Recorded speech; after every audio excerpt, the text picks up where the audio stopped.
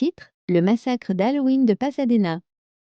Nous sommes le 31 octobre 1974 à Pasadena, en Californie.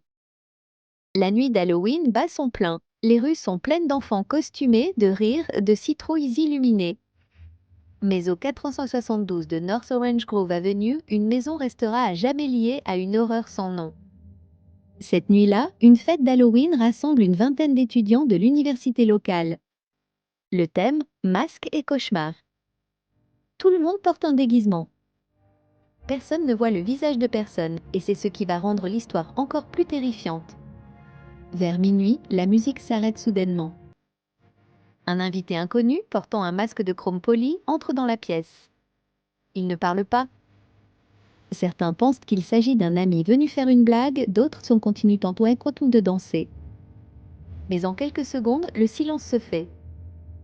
L'homme sort un pistolet et tire sur 3 personnes avant de disparaître dans la panique. Les survivants hurlent, fuient dans la rue. Mais impossible de dire qui a tiré. Tout le monde était masqué. La police arrive, découvre un carnage, 3 morts, 2 blessés graves. Les témoins donnent des descriptions différentes: masque argenté, masque doré, costume noir ou bleu. Impossible à trancher.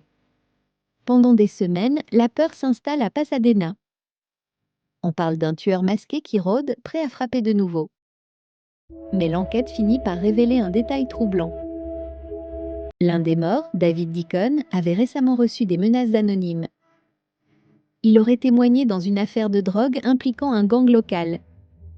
Les inspecteurs découvrent finalement que le tueur masqué était un homme engagé pour se venger, profitant de la confusion d'Halloween pour frapper sans être reconnu. Il ne sera jamais arrêté. Depuis, chaque année, dans ce même quartier de Pasadena, des habitants jurent entendre de la musique étouffée et des cris venant de la maison du 472. Une maison aujourd'hui vide, condamnée, mais dont les lumières s'allument parfois à minuit, le 31 octobre.